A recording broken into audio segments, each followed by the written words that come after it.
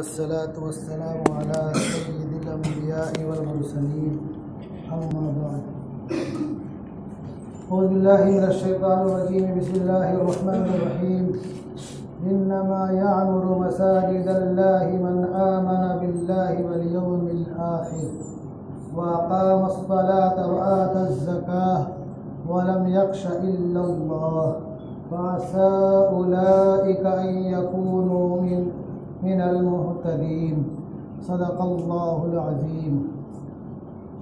अन अनस बिन मालिक रज़ियल्लाहु तआला अन्हु क़ाल समिअतु रसूलल्लाहि सल्लल्लाहु अलैहि वसल्लम यक़ूलुल्लाहु अज़्ज़ व जल इन्नी लअहुम्मु बिअहलिल अर्दि अज़ाबा फ़इज़ा नज़रतु इला उम्मारि बुयूती वल मुतहाब्बीन फ़िय्या वल मुस्तग़फ़िरीन बिल अस्हार सरफ़्तु अन्हुम। रवाहुल बैहक़ी। हज़रात मुहतरम, इधर कुछ दिनों से मसाजिद के ताल्लुक़ से कुछ बातें सामने आ रही हैं और भारत की बहुत ही मुअक्कर और मज़बूत तंज़ीम मुस्लिम पर्सनल लॉ बोर्ड ने भी मसाजिद की अहमियत को बयान करने के ताल्लुक़ से और 1991 में मजहबी इबादत गाहों के ताल्लुक़ से जो कानून बना था उसके ताल्लुक़ से वज़ाहत करने के ताल्लुक़ से कहा कि तमाम अइम्मा मसाजिद और खुतबाए मसाजिद जुमा में इस मौजू पर बात करें।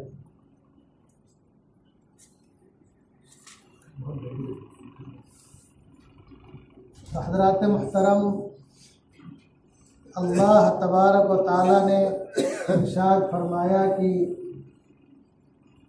अल्लाह की जो मस्जिदें हैं, अल्लाह को पुकारने के लिए, उसके सामने सजदा रेज़ होने के लिए, उसको ईमान वाले आबाद करते हैं। यामुरु का लफ्ज़ है आबाद करना, अपने सजदों से, रुकू से, क़ियाम से।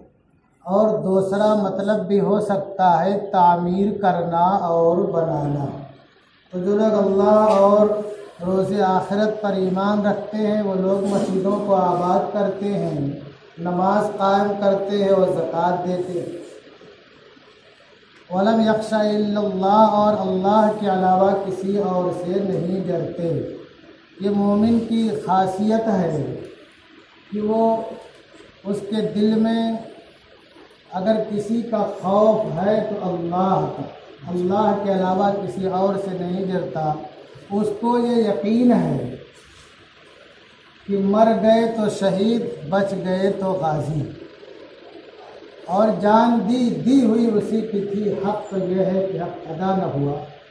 मौत अपने वक्त से पहले नहीं आ सकती है, बाद में भी नहीं आ सकती। जो उसका मुकर्ररा वक्त है उसी पर आएगी। फ़असा उलाइका यकूनु मिनल मुहतदीन।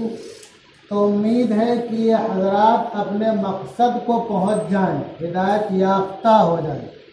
तो मस्जिदों की तामीर और मस्जिदों को आबाद करना, ये अल्लाह तबारक व तआला के जो लोग वहदानियत के कायल हैं और नबी आखिरुज़्ज़मा के रिसालत के कायल हैं, ये उनका काम है। मस्जिदें जो है ये तुम्हारा शनाख्त भी हैं और शिआर भी हैं, तुम्हारी पहचान भी हैं और तुम्हारी नस्लों को इस्लाम पर बाकी रखने का ज़रिया भी है। मस्जिदें ऊंच नीच के फ़र्क को मिटाने वाली भी हैं।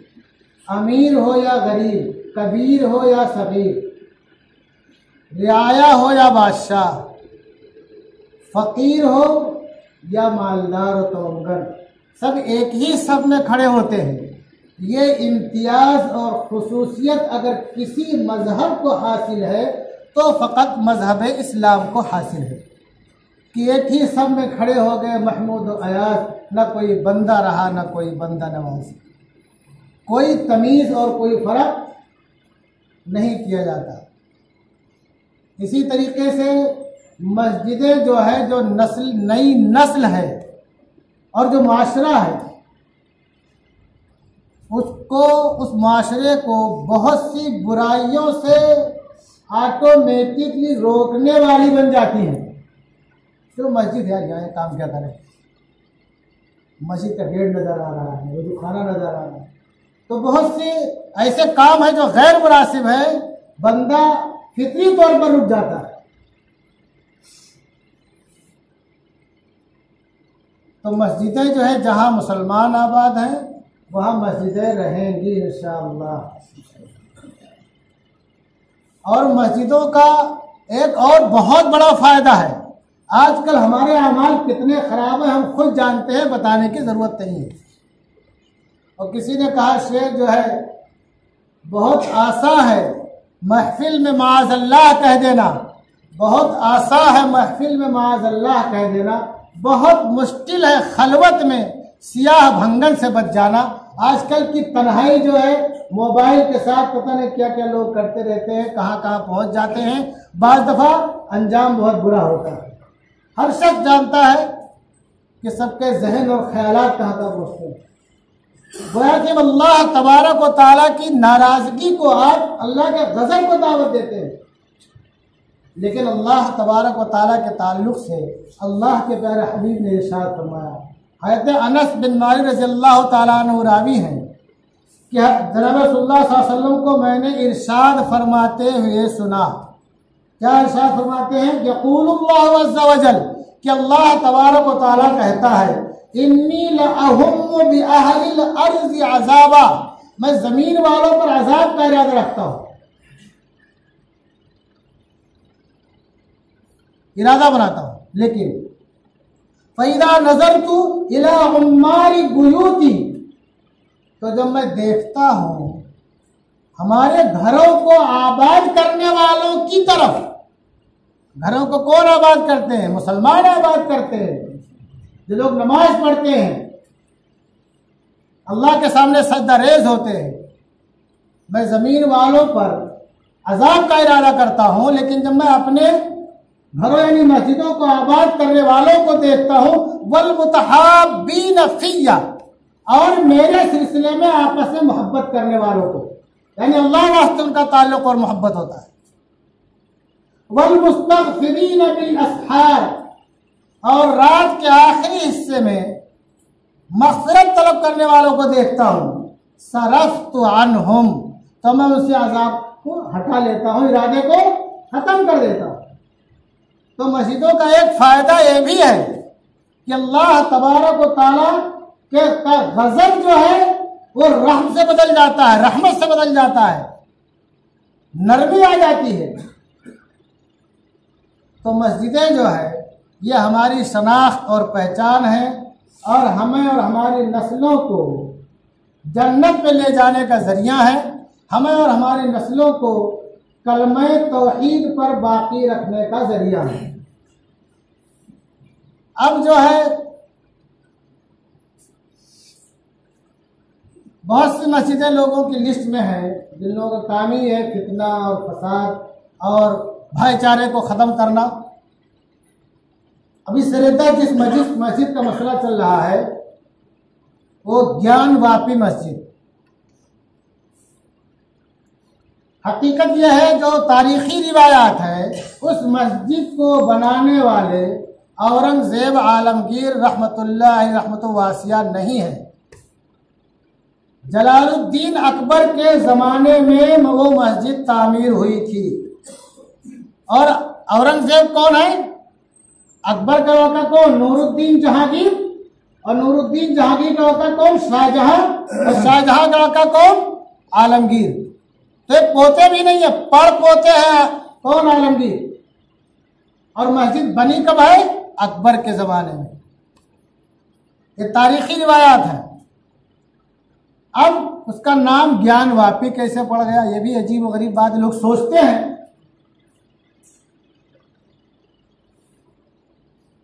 महल्ले का नाम ज्ञान वापी था, महल्ले के नाम ही से मस्जिद मशहूर हो गई, वही नाम पड़ गया। लोगों में रवादारी थी, मोहब्बत थी, तो महल्ले के नाम से वही नाम मशहूर हो गया और वही ज्ञानवापी मस्जिद ही कहलाती रही। अब जो है कुछ लोगों की तरफ से निचली अदालत में अपील की गई, क्या क्या हुआ, और अदालत ने एक फरीक की बात सुन करके फैसला दे दिया कि खाली 20 आदमी नमाज के लिए आ सकते हैं। जैसे मस्जिद अक्सा में जालिम और जाबिर बार बार कैदोबंद और शर्तें लगाते, इतने लोग आएंगे, इस उम्र के लोग आएंगे, या भी क्या खाली 20 आदमी। लेकिन जब उसको सुप्रीम कोर्ट में लोगों ने चैलेंज किया तो सुप्रीम कोर्ट ने 20 नमाजियों की कैद हटा ली, 20 नमाजियों की कैद हटा ली कि नमाजी आ सकते हैं कितने भी होंगे। अलबत्ता उसका जो वजू खाना है, आप कहीं भी देखेंगे वजू खाने में फव्वारा होता है, और पुराने मस्जिदें बड़ी होती थी, जगह ज़्यादा होती थी, लोग जो है हाउस बनाते थे, उसमें फव्वारा रहता था वजू करने के लिए। तो उसको फव्वारे को के वजू खाने के हिस्से को सील कर दिया। सुप्रीम कोर्ट ने उसको जो सील करने का निचली अदालत ने ऑर्डर दिया था, उसको कैसे लेने का, वो सील ही रहेगा, लाख रहेगा, उसमें वजू नहीं कर सकते, उसको इस्तेमाल नहीं कर सकते।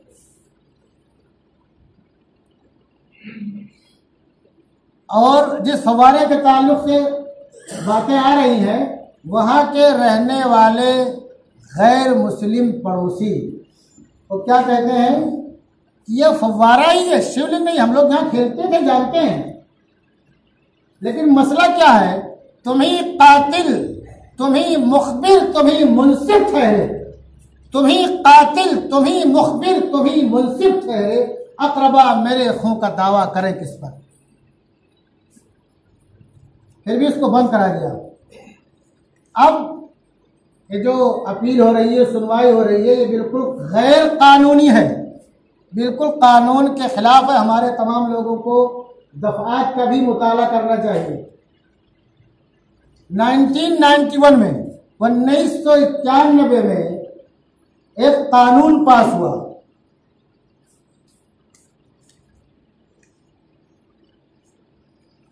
और उस कानून के ताल्लुक से उस वक्त के वजीर दाखिला ने पार्लियामेंट में बयान दिया 10 सितंबर 1991,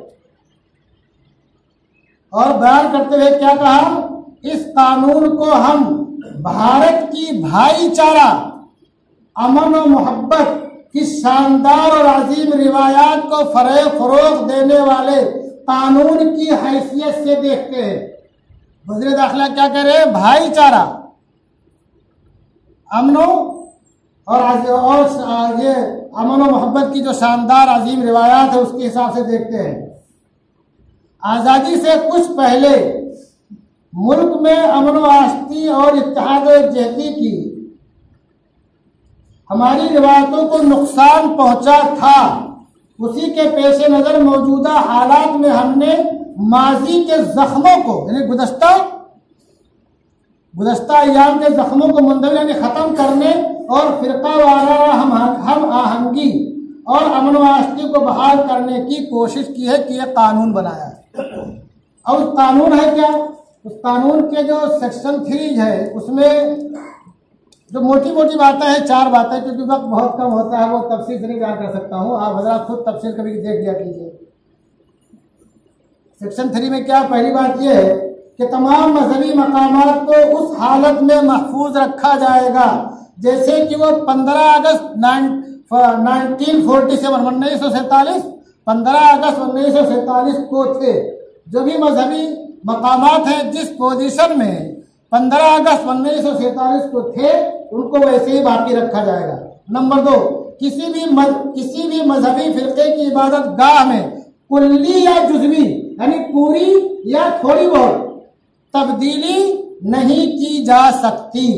उसका तीसरा जुज़ क्या है, अगर किसी मजहबी मकाम के बारे में यह साबित हो जाए कि माज़ी यानी गुज़श्ता ज़माने में यहाँ कोई दूसरा मजहबी मकाम था, किसी मजहबी जगह के बारे में अगर ये साबित भी हो जाए कि यहाँ किसी दूसरे मजहब का मजहबी मकाम था जिसको तबाह करके दूसरी शक्ल दी गई है, तब भी उसकी मौजूदा शक्ल को तब्दील नहीं किया जा सकता।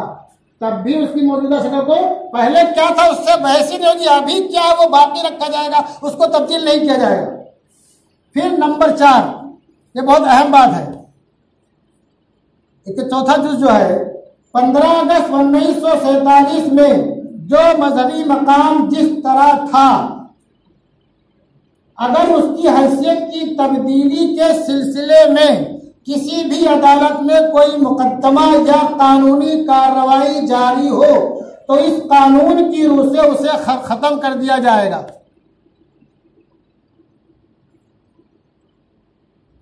कोई भी कानूनी कार्रवाई नहीं की जाएगी, ना समाअत होगी, ना अपील कबूल की जाएगी। ये उसका जुज है, एक लाजमी जुज है। और कोई नया मुकदमा या कानूनी कार्रवाई शुरू नहीं की जाएगी। अगर कोई चल रही है कोर्ट में सुनवाई तो भी रोक दी जाएगी, खत्म कर दी जाएगी, और नया कोई मुकदमा शुरू नहीं किया जाएगा। अब उसके बावजूद ये कानून बनने के बावजूद सुनवाई हो रही है, अपीलें कबूल की जा रही हैं और एक तरफा फैसला सुनाया जा रहा है। तो मेरे कहने का मकसद ये है, मुस्लिम मसल्ला वाले आपको ये बताना चाहते हैं कि ये जो हालात हैं, ये मुश्किल हालात और मुश्किल तरीन हालात आते रहे हैं, गुज़श्ता अदवार में, गुज़श्ता जमाने में भी आते रहे हैं। यहां आए या कहीं भी आए, मुसलमानों पर ऐसे हालात आते रहे और जाते भी रहे। ये कोई नई बात नहीं है। और कुरान ने तो बहुत ही दो टोक लफ्जों में इसकी खबर हमको दे दी है। काश कि हम कुरान तर्जमा के साथ पढ़ने की कोशिश करते। कुरान ने बहुत ही दो टोक लफ्जों में इसकी जो है हमें इत्तला दे दी है। ये सूरह बकरा आयत नंबर 155, सूरह बकरा आयत नंबर 155, वलनबलुवन्नकुम बिशैइन मिनल खौफि वल जूअ व नक्सिन मिनल अमवाल वल अनफुसि वस समरात व बश्शिरिस साबिरीन। अल्लाह ताला क्या ऐलान कर रहा है कि हम तुम्हें आजमाएंगे, खौफ, डर, दहशत, हिरास, ये वही माहौल पैदा किया जा रहा है तुम्हारी हिम्मतों को तोड़ने के लिए, पस्त करने के लिए। वलजू और भूख से, यानी तंगदस्ती भी होगी और फाकामस्ती भी होगी। गुर्बत और इफलास का भी डेरा तुम्हारे घरों में आएगा। वनक्सिन मिनल अमवाल, और तुम्हारे मालों की कटौती भी होगी। वल अनफुसि वस समरात, और जान और आमदनी सब में कमी के जरिए हम आजमाएंगे, अल्लाह कह रहा है। लेकिन अल्लाह आगे क्या कह रहा है, वबश्शिरिस साबिरीन, ऐ मेरे महबूब सब्र करने वालों को खुशखबरी सुना दो। सब्र करने वालों को, यानी सब्र का पैमाना लबरेज नहीं होना चाहिए, लबरेज होकर के छलकना नहीं चाहिए, हमें आपे से बाहर नहीं होना चाहिए, हमें हमेशा हिम्मत और हौसले से काम लेना चाहिए। और एक आयत और सुन लीजिए, एक दूसरी आयत है, लतुबलउन्ना फी अमवालिकुम व अनफुसिकुम वलतस्मउन्ना मिनल लज़ीना ऊतुल किताब मिन क़ब्लिकुम, कि तुम जरूर आजमाए जाओगे अपने मालों में और अपने जानों में, जानों के सिलसिले में, यानी मालों का भी जिया होगा और जानों का भी जिया होगा, शहादतें भी होगी मालों के नुकसान के साथ साथ। ध्यान रखो इस बात को, और तुम उसको रोक नहीं पाओगे। तुम ये समझो कि सर छुपा के बैठ जाओ तो भी कुछ नहीं कर पाओगे। वकाना अम्रुल्लाहि क़दरन मक़दूरा, ये बात हो करके रहेगी। अल्लाह कह रहा है कि तुम्हारी आजमाइश होगी जान के सिलसिले में, माल के सिलसिले में। तुम्हारा माल, तुम्हारी जायदाद सब में तबाही भी आ सकती है, लोग बर्बाद कर सकते हैं, नुकसान पहुंचा सकते हैं, और तुम्हें और तुम्हारे जवानों को तहत भी कर सकते हैं।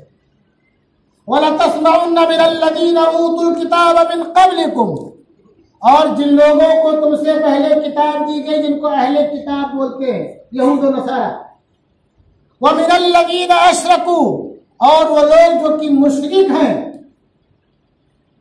जिनको हर जगह माबूद नजर आता है, हर जगह खुदा नजर आता है, क्या सुनोगे? अल्लाह ने जिस जो इरशाद उलमा से पूछ रहे, लाम भी ताकीद के लिए है और नून मुसक्कला है, ये भी ताकीद के लिए है। उलमा इसका मतलब बताएंगे तुम्हें, वक्त नहीं कि मैं हिंदी की चिंदी करूं। अलबत्ता जरूर भी जरूर सुनोगे तुम अहले किताब से और मुशरिकीन से अज़न कसीरा, तकलीफ, बहुत ज्यादा तकलीफ देह बात है, बहुत ज्यादा तकलीफ देह बात है। लेकिन वइन तस्बिरू व तत्तकू फइन्न ज़ालिका मिन अज़्मिल उमूर, और अगर तुम सब्र करो और परहेजगारी इख्तियार करो। बाज़ दफा हम सब्र तो कर लेते हैं लेकिन तकवा नहीं इख्तियार करते हैं। सब्र और तकवा का चोली दामन का साथ है। अगर आपने खाली बर्दाश्त कर लिया और तकवा नहीं इख्तियार किया तो भी कारआमद नहीं है। तकवा और परहेजगारी के साथ सब्र होना चाहिए, यानी इस्तिकामत होनी चाहिए, बर्दाश्त का मादा होना चाहिए, हिम्मत और हौसला को कायम दायम और बाकी रखना चाहिए, यह मुराद है। तो अल्लाह क्या कह रहा है? वइन तस्बिरू व तत्तकू फइन्न ज़ालिका मिन अज़्मिल उमूर, और अगर तुम सब्र करो, जमे रहो, बर्दाश्त करते रहो, व तत्तकू, और परहेजगारी इख्तियार करो, अल्लाह का खौफ तुम पर गालिब रहे, फइन्न ज़ालिका मिन अज़्मिल उमूर, तो ये बड़े उमूर में से है, ये कारआमद उमूर में से। किसी ने बड़े उमूर कहा, किसी ने कारआमद उमूर कहा, यानी अल्लाह क्या भी उसकी मकबूलियत होगी और फिर अल्लाह ताला तुम्हें तुम्हारा आहद रफ्ता वापस कर देगा। मुराद और मतलब ये आहद रफ्ता वापस कर देगा, गुज़श्ता हालत में तुम आ जाओगे इंशाअल्लाह। और एक जगह फरमाया अल्लाह ताला ने, ये भी सूरह आल इमरान आयत नंबर 120 120 का टुकड़ा है, वइन तस्बिरू व तत्तकू ला यदुर्रुकुम कैदुहुम शैआ, वइन तस्बिरू व तत्तकू ला यदुर्रुकुम कैदुहुम शैआ, और अगर तुम सब्र करते रहो और परहेजगारी इख्तियार करते रहो, ला यदुर्रुकुम कैदुहुम शैआ, तो उनका मक्र और उनकी तदबीर और उनकी चालें तुम्हें कुछ भी इंशाअल्लाह नुकसान नहीं पहुंचा पाएंगी। अल्लाह ने इसको किसके साथ मशरूत किया है? सब्र के साथ और परहेजगारी तकवा के साथ। हम नमाज ही नहीं पढ़ते, तकवा क्या इख्तियार करेंगे? हम मस्जिद में नमाज के लिए नहीं आते, घर पे भी नहीं पढ़ते, और फजर तो 90% लोग भूल कर देते हैं। तो जब जो नमाज का तारीख होगा उसके कल्ब में तकवा कैसे जागृति होगा? बताओ मुसलमानों। फिर तुम ये सोचते हो कि अबाबिलों का लश्कर आ जाए, अल्लाह की नुसरत आ जाए, अल्लाह की मदद आ जाए।